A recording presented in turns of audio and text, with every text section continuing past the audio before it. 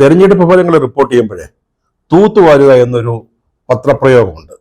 Sweeping ആയിട്ടുള്ള results വരുമ്പോഴാണ് നമ്മൾ അങ്ങനെ പറയുന്നത്. അത് പലപ്പോഴും അനുകൂലമോ പ്രതികൂലമോ ആയിട്ടുള്ള ഒരു തരംഗത്തിന്റെ ഫലമായിട്ടുണ്ടാകുന്ന ഫലങ്ങളാണ്. ഇന്നലെ വന്ന ബീഹാർ നിയമസഭാ തെരഞ്ഞെടുപ്പിന്റെ ഫലങ്ങൾ ഒരു തരത്തിൽ അത് ഒരു സ്വീപ്പിംഗ് ആയിട്ടുള്ളൊരു റിസൾട്ടാണ്. അതേസമയം അത് താരതമ്യേന അപ്രതീക്ഷിതവുമായിരുന്നു. ഇതുപോലൊരു റിസൾട്ട് അങ്ങനെ ആരും പ്രതീക്ഷിച്ചിട്ടുണ്ടാവില്ല. NDA അധികാരത്തിൽ തിരിച്ചു വരുമെന്ന് കണക്ക് കൂട്ടിയവരായിരുന്നിരിക്കാം ഭൂരിപക്ഷം. അതുപോലെ തന്നെ മഹാസഖ്യം, ഇന്ത്യ സഖ്യം, RJDയുടെയും കോൺഗ്രസിന്റെയും നേതൃത്വത്തിലുള്ള സഖ്യം, അതിനും ഒരു സാധ്യത കൽപ്പിച്ചിരുന്നവരുണ്ട്. എങ്കിൽ പോലും കൂടുതൽ സാധ്യത NDAക്ക് തന്നെയായിരുന്നു. പക്ഷെ ഇതുപോലൊരു മത്സരഫലം അങ്ങനെ ആരും പ്രതീക്ഷിച്ചിട്ടുണ്ടാവില്ല. BJPയുടെ കേന്ദ്ര നേതൃത്വത്തിന് പോലും അല്ലെങ്കിൽ നിതീഷ് കുമാറിന് പോലും ഇത്തരത്തിൽ മുൻകൂട്ടി ഒരു ധാരണ ഉണ്ടായിരുന്നു എന്ന് പറയാൻ പറ്റില്ല. കേവല ഭൂരിപക്ഷത്തിന് 122 സീറ്റുകൾ വേണ്ടിടത്താണ് NDA, BJPയും JDയുവും ചേർന്ന സഖ്യം 202 സീറ്റുകൾ കരസ്ഥമാക്കിയത്. അതേസമയം മറുഭാഗത്ത് മഹാസഖ്യത്തിന് വെറും 34 സീറ്റുകൾ മാത്രം ലഭിച്ചു. പക്ഷെ ബീഹാർ ഇലക്ഷനെ കുറിച്ച് പറയുമ്പോൾ ഈ തെരഞ്ഞെടുപ്പിന് മറ്റ് നിയമസഭാ തെരഞ്ഞെടുപ്പുകളിൽ നിന്നോ അല്ലെങ്കിൽ ലോക്സഭാ തെരഞ്ഞെടുപ്പുകളിൽ നിന്നോ വളരെ വ്യത്യസ്തമായ ചില പശ്ചാത്തലങ്ങൾ ഉണ്ടായിരുന്നു എന്ന് പറയേണ്ടിയിരിക്കുന്നു.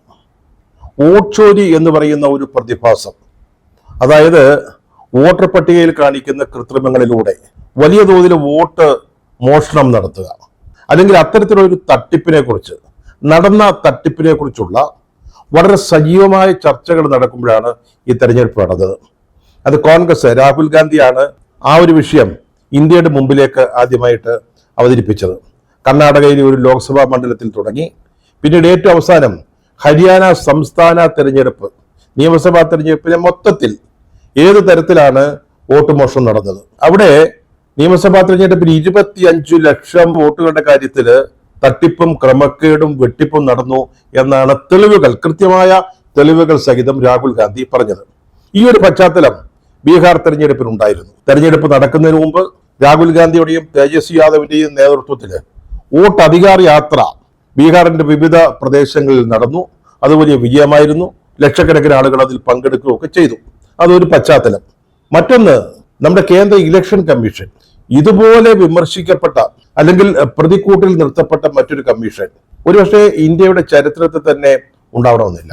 ഈ ഹരിയാന തെരഞ്ഞെടുപ്പിനെ കുറിച്ചുള്ള രാഹുൽ ഗാന്ധിയുടെ ആരോപണങ്ങൾ അല്ലെങ്കിൽ വസ്തുനിഷ്ഠമായ തെളിവുകളുടെ അടിസ്ഥാനത്തിലുള്ള പ്രസ്താവനകൾ, അതിനെക്കുറിച്ചൊരു മറുപടി പറയാൻ പോലും ഇലക്ഷൻ കമ്മീഷൻ തയ്യാറായില്ല എന്നാണ്.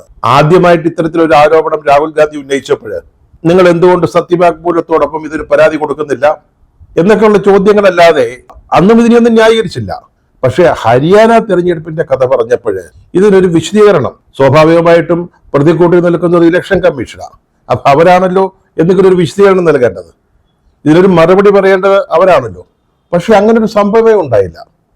അങ്ങനെ ഒരു ആരോപണം പബ്ലിക് ഡൊമൈനിൽ ഉള്ളതായിട്ട് ഭാവിച്ചു പോലുമില്ല നമ്മുടെ ഇലക്ഷൻ കമ്മീഷൻ. അത്തരത്തിൽ, അതായത് കേന്ദ്രത്തിൽ ഭരിക്കുന്ന BJPക്ക് വേണ്ടി വിട്ടുപണി എടുക്കുന്നവരാണ് ഇലക്ഷൻ കമ്മീഷൻ എന്ന വിമർശനം സമൂഹത്തിന്റെ വിവിധ കോണുകളിൽ നിന്ന് വന്നിട്ടും രാഹുൽ ഗാന്ധി മുന്നോട്ട് വെച്ച തെളിവുകൾ അവിടെ പ്രത്യക്ഷമായിട്ട് തന്നെ നിൽക്കുമ്പോഴും ഒരു വിശദീകരണത്തിനും ഇലക്ഷൻ കമ്മീഷൻ തയ്യാറായില്ല. പിന്നൊന്ന്, തീവ്ര വോട്ടർ പട്ടിക പരിഷ്കരണം SIR, അതിനുശേഷം ബീഹാറിൽ നടന്ന തെരഞ്ഞെടുപ്പാണ്. അത് വലിയ വിവാദ വിഷയമായതായിരുന്നു. അത് സുപ്രീം കോടതിയിലൊക്കെ പോയി. അങ്ങനെയാണ് ഈ SIR അനുസരിച്ചുള്ള പട്ടിക വരുന്നത്. ഒരു അസംബ്ലി നിയോജകമണ്ഡലത്തെ ശരാശരി 25,000 വോട്ടർമാരെ വരെ വെട്ടിമാറ്റിയിട്ടുണ്ടെന്ന് ഇന്നൊരു ലേഖനത്തിൽ വായിക്കാനിടയായി. അത് എത്രത്തോളം ശരിയാണെന്ന് അറിഞ്ഞുകൂടാ.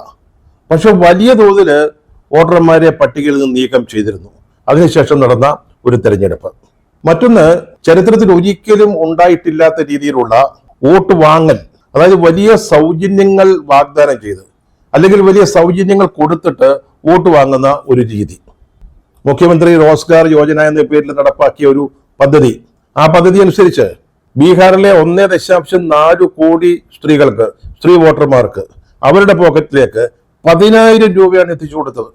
സിംപ്ലി ഒരു 10,000 രൂപ അങ്ങോട്ട് എടുത്ത് കയ്യിലോട്ട് കൊടുക്കുന്നത് പോലെ, വോട്ടിന് പ്രതിഫലമായിട്ട് നൽകുന്നത് പോലെ അതോടെ സംഭവിച്ചു. അതിന്റെ വിശദാംശങ്ങൾ നമ്മൾ പിന്നീട് പറയാം. ഇന്നലത്തെ ഫലങ്ങൾ ഇന്ത്യൻ രാഷ്ട്രീയത്തില് ഭാവിയിൽ കൂടുതൽ ചർച്ച ചെയ്യപ്പെടും എന്നാണ് കരുതേണ്ടത്.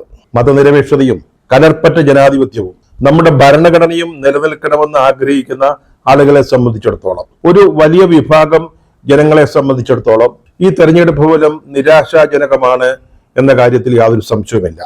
ഈ വലതുപക്ഷ ഫാസിസ്റ്റ് ഭരണ സംവിധാനത്തിനെതിരായിട്ട് ഇന്ത്യയിലെ ജനങ്ങൾ നാളെയെങ്കിലും ചിന്തിക്കുമെന്നും അതിനെ ബീഹാർ ഒരു തുടക്കമാവുമെന്നൊക്കെ കരുതിയവരുണ്ട്.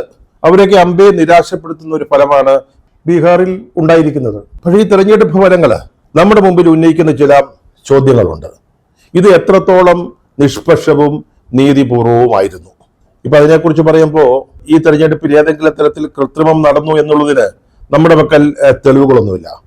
ഇന്ത്യൻ സമൂഹത്തിന് ഒരു നല്ല ശതമാനം ആളുകൾക്ക് മൊത്തത്തിലൊരു സംശയമുള്ളത് ഇത് എത്രത്തോളം നീതിപൂർവമായിരുന്നു അല്ലെങ്കിൽ നിഷ്പക്ഷമായിരുന്നു എന്നുള്ളത് തന്നെയാണ്. നമ്മുടെ സോഷ്യൽ മീഡിയയിൽ ബഹുഭൂരിപക്ഷം ആളുകളും ഈ തെരഞ്ഞെടുപ്പ് ഫലത്തിൽ അഭിനന്ദിക്കുന്നത് നമ്മുടെ തെരഞ്ഞെടുപ്പ് കമ്മീഷനെയാണ്. BJPക്ക് വേണ്ടി, കേന്ദ്ര സർക്കാരിന് വേണ്ടി വിശ്രമലേശമന്യേ പണിയെടുത്ത ഇലക്ഷൻ കമ്മീഷന്റെ പ്രയത്നങ്ങൾ സഫലമായിരിക്കുന്നു എന്ന തോതില് കമ്മീഷനെ അഭിനന്ദിച്ചുകൊണ്ടുള്ള ധാരാളം സന്ദേശങ്ങൾ നമുക്ക് സോഷ്യൽ മീഡിയയിൽ കാണാൻ സാധിക്കും. ഒരു വലിയ വിഭാഗത്തിന്റെ അവരുടെ മനസ്സിലെ ചിന്തയുടെ ഒരു നേർ പ്രതിഫലനമാണ് ഇതെന്ന് നമുക്ക് കരുതാം. തുടക്കം മുതൽ നീതിയുക്തമല്ലാത്ത ഒരു തെരഞ്ഞെടുപ്പിൽ ഞങ്ങൾക്ക് ജയിക്കാനായില്ല എന്നാണ് തെരഞ്ഞെടുപ്പ് ഫലം സംബന്ധിച്ച ആദ്യ പ്രതികരണത്തിൽ രാഹുൽ ഗാന്ധി പറഞ്ഞത്. ഈ തെരഞ്ഞെടുപ്പിൽ എന്താണ് സംഭവിച്ചത്? അണിയറയിൽ എന്തെങ്കിലും നീതിപൂർവമല്ലാത്ത കാര്യങ്ങൾ ഉണ്ടായിട്ടുണ്ടോ? അതറിയണം, അതേക്കുറിച്ച് അന്വേഷിക്കണം, അതേക്കുറിച്ച് ചർച്ച വേണം. അല്ലെങ്കിൽ അത് നമ്മുടെ ജനാധിപത്യത്തെ ആയിരിക്കും ദോഷകരമായി ബാധിക്കുക. CPI-ML നേതാവ് ദീപാങ്കർ ഭട്ടാചാര്യ അദ്ദേഹം ഈ തെരഞ്ഞെടുപ്പ് ഫലം കഴിഞ്ഞ ഉടനെ എക്സ് എന്ന സോഷ്യൽ മീഡിയ പ്ലാറ്റ്ഫോമിൽ പങ്കുവെച്ച ഒരു അഭിപ്രായ പ്രകടനം വളരെ പ്രധാനപ്പെട്ടതാണ്. അതിന്റെ വിശദാംശങ്ങളിലേക്ക് അദ്ദേഹം കടന്നിട്ടില്ല. അദ്ദേഹം പറയുന്നത് SIR കഴിഞ്ഞപ്പോൾ, അതായത് തീവ്ര വോട്ടർ പട്ടിക പരിഷ്കരണം കഴിഞ്ഞപ്പോൾ നമ്മുടെ ഇലക്ഷൻ കമ്മീഷൻ പറഞ്ഞത് ബീഹാറിൽ മൊത്തം 7.42 കോടി വോട്ടർമാരുണ്ടെന്നാണ്. പക്ഷേ പോളിംഗിന് ശേഷം ഇലക്ഷൻ കമ്മീഷൻ ഇറക്കിയ ഒരു പത്രക്കുറിപ്പിൽ 7.45 കോടി എന്നാണ് പറയുന്നത്. അപ്പോൾ ഈ അഡീഷണൽ ആയിട്ട് വന്ന 3 ലക്ഷം വോട്ട് അതെവിടെ നിന്ന് വന്നു? എങ്ങനെയാണത് സംഭവിച്ചത്? അതാണ് ദീപാങ്കർ ഭട്ടാചാര്യ ചോദിക്കുന്ന ഒരു ചോദ്യം. പറഞ്ഞല്ലോ, അദ്ദേഹം അതിന്റെ വിശദാംശങ്ങളൊന്നും നൽകിയിട്ടില്ല. ഒരു ചെറിയ ഉദാഹരണം പറഞ്ഞതാണ്.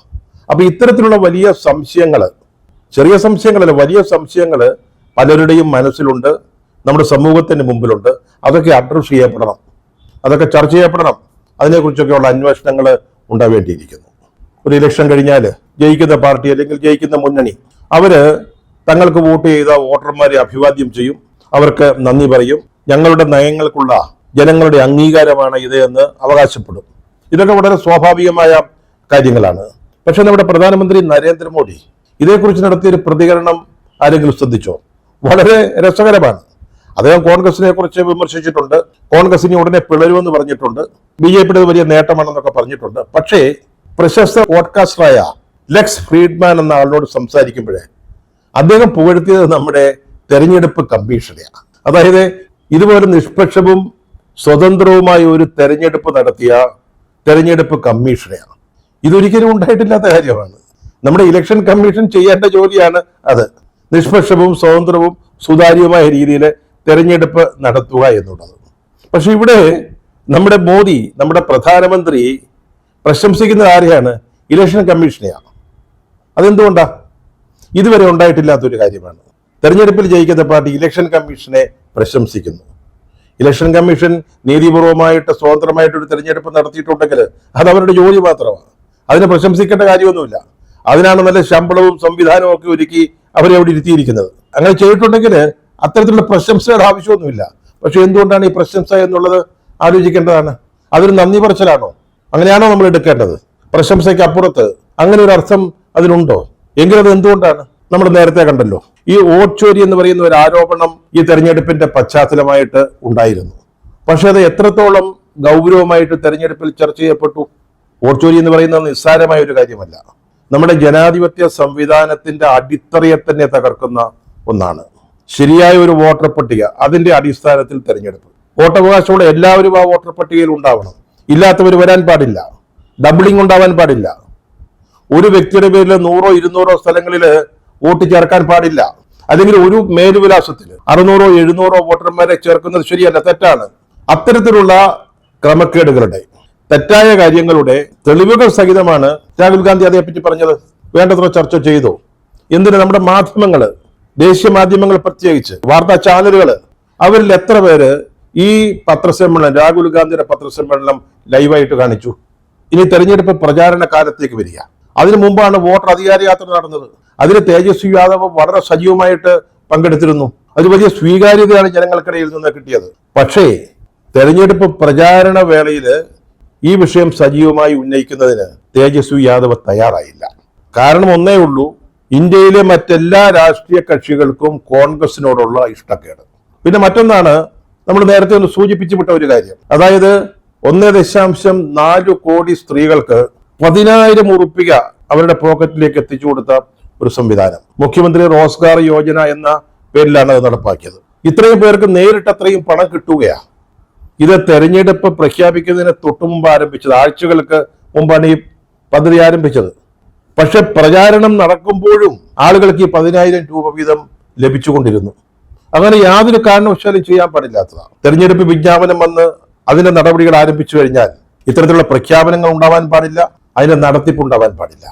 കോൺഗ്രസും RJDയും ഇലക്ഷൻ കമ്മീഷന് മുമ്പിൽ ശക്തമായ ആക്ഷേപങ്ങൾ ഉന്നയിച്ചു, പരാതി പറഞ്ഞു. അപ്പൊ എന്താണ് ഇലക്ഷൻ കമ്മീഷൻ പറഞ്ഞെന്നറിയാമോ? This is an ongoing project എന്ന്. ഇത് നടന്നുകൊണ്ടിരിക്കുന്ന ഒരു പദ്ധതിയാണ്, അത് തുടരുന്നതിലെ പ്രശ്നമില്ലെന്ന്. പക്ഷെ ഇന്ത്യയിലെ ചരിത്രം മറ്റൊന്നാ കേട്ടോ. നേരത്തെ തമിഴ്നാട്ടില് ജയലളിത മുഖ്യമന്ത്രി ആയിരിക്കുമ്പോഴാണെന്നാണ് ഓർമ്മ, അവിടെ സ്ത്രീകൾക്ക് ടെലിവിഷൻ കൊടുക്കുന്ന, സൗജന്യമായി ടെലിവിഷൻ നൽകുന്ന ഒരു പദ്ധതി അവർ കൊണ്ടുവന്നു. തെരഞ്ഞെടുപ്പ് പ്രഖ്യാപിച്ചതിന് ശേഷവും അതിന് തൊട്ടു മുമ്പാണ് ഇത് ആരംഭിച്ചത്. തെരഞ്ഞെടുപ്പ് പ്രഖ്യാപനത്തിന് ശേഷം തുറന്നപ്പോൾ ഇലക്ഷൻ കമ്മീഷൻ ഇടപെട്ട് അത് നിർത്തിവെപ്പിച്ചു. അതാണ് ചെയ്യേണ്ടത്. പക്ഷെ ഇവിടെ അതല്ല സംഭവിച്ചത്. 1.4 കോടി സ്ത്രീകൾ, അവർക്ക് 10,000 രൂപ ലഭിക്കുക. ഇതിനെപ്പറ്റി രാജീവ് സർദേശായി പറഞ്ഞത്, പ്രശസ്ത പത്രപ്രവർത്തകൻ, അദ്ദേഹം പറഞ്ഞത്, എന്തിനാണ് നമ്മൾ വോട്ട് മോഷ്ടിക്കുന്നത്? വോട്ട് ചോരി എന്തിനാണ്? കാശ് കൊടുത്ത് നമുക്ക് വോട്ട് വാങ്ങാമെന്നിരിക്കെ എന്തിന് വോട്ട് മോഷ്ടിക്കണം? ഈ 10,000 രൂപ നൽകിയത് പണം കൊടുത്ത് വോട്ട് വാങ്ങുന്ന കച്ചവടത്തിന് തുല്യമാണ് എന്നാണ് രാജീവ് സർദേശായി പറഞ്ഞത്. അദ്ദേഹത്തിന്റെ വാക്കുകൾ ശ്രദ്ധിക്കുക. This is, according to me, the vote kharidi election, the buying of vote election in Bihar. Forget about vote chori or vote theft. Why do you need to steal votes when you can buy them?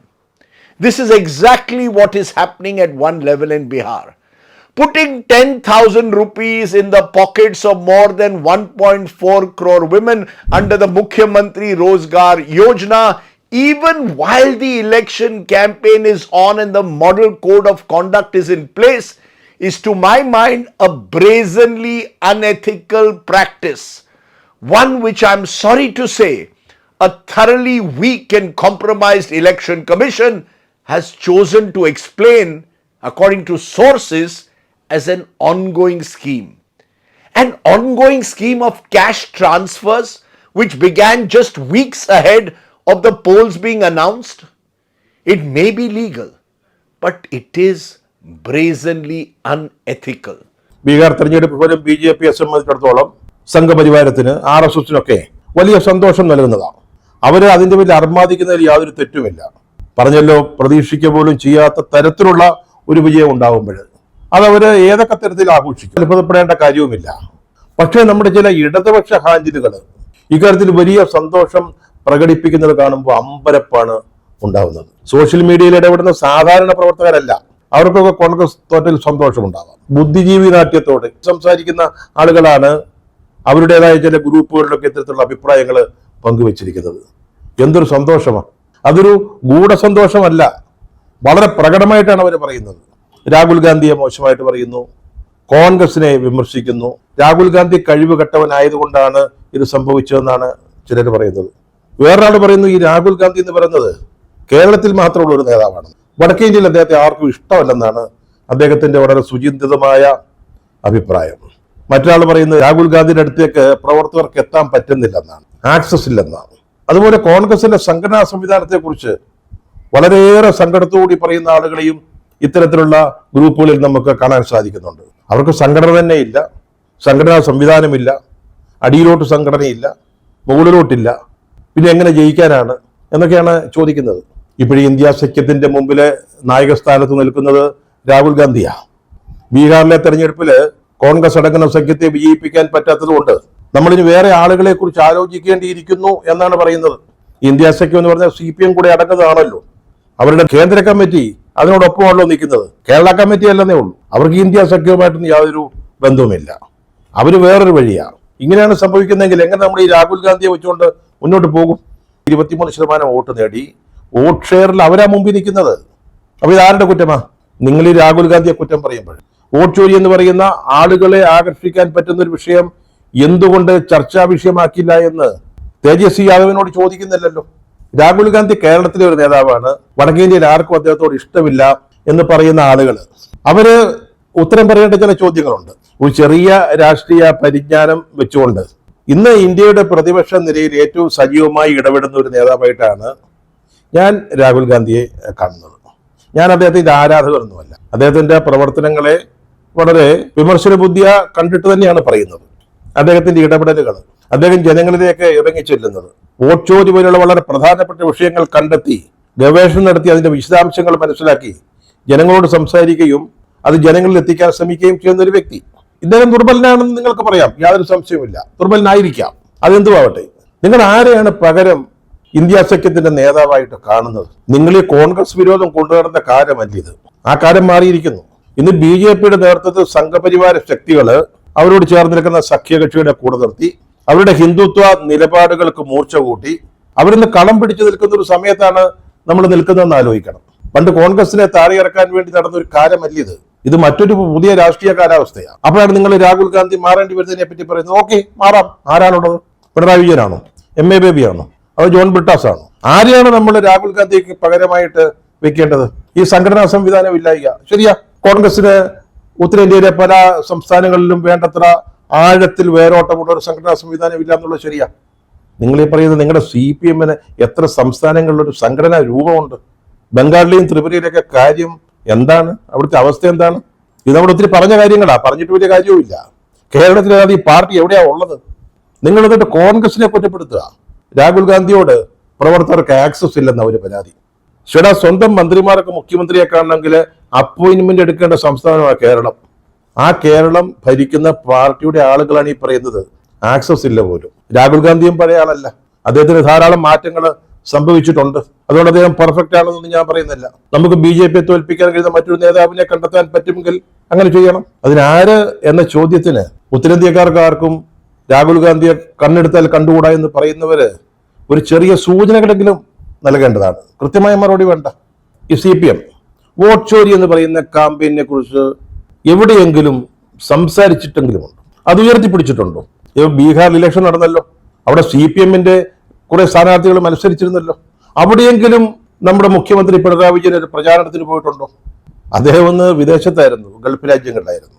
Lalu Prasad യാദവിന്റെ കാലത്തെ jungle രാജിനെ കുറിച്ചുള്ള ഓർമ്മകൾ ഉണർത്തിക്കൊണ്ട് BJPയും JDUവും നടത്തിയ പ്രചാരണം ഫലം കണ്ടുവെന്നാണ് മാധ്യമങ്ങൾ ഇന്ന് report ചെയ്തിരിക്കുന്നത്. അതിനെക്കുറിച്ച് എന്താണ് ഈ ഇടതുപക്ഷ ഹാൻഡിലുകളിൽ ഈ ബുദ്ധിജീവികളെ, ഇടത് ബുദ്ധിജീവികളൊന്നും പറയാത്തത്? ഈ വിമർശനം ഉന്നയിക്കുന്നവര് അന്ധമായ കോൺഗ്രസ് വിരോധം കൊണ്ട് മാത്രം രാഹുൽ ഗാന്ധിയെയും കോൺഗ്രസിനെയും ഒറ്റതിരിച്ച് വിമർശിക്കുന്നവർ കോൺഗ്രസ് പിളരണമെന്ന മോദിയുടെ ആഗ്രഹം പങ്കുവയ്ക്കുന്നവരാണ്. ഭാവിയെക്കുറിച്ച് ചിന്തിക്കാനാണ് ഈ അവസരം ഉപയോഗിക്കേണ്ടത്. നമ്മുടെ ജനാധിപത്യവും നമ്മുടെ മതനിരപേക്ഷതയും നാനാത്വത്തിൽ ഏകത്വവും നമ്മുടെ ഭരണഘടനയും സംരക്ഷിക്കണ്ടേ? ആ സംരക്ഷിക്കേണ്ട ബാധ്യത ഇവിടെ BJPക്കാർക്കല്ല, അത് ഇന്ത്യയിലെ BJP കക്ഷികൾക്കാണ്. അതിനെക്കുറിച്ചാണ് ഗൗരവമായി ചിന്തിക്കേണ്ടത്. വലിയ തോൽവി സംഭവിച്ചു എന്നുള്ളത് സമ്മതിച്ചുകൊണ്ട് തന്നെ പറയാം. ഇതുകൊണ്ട് വോട്ട് ചോരി പോലെയുള്ള കാമ്പയിനുകൾ അവസാനിക്കാൻ പാടില്ല.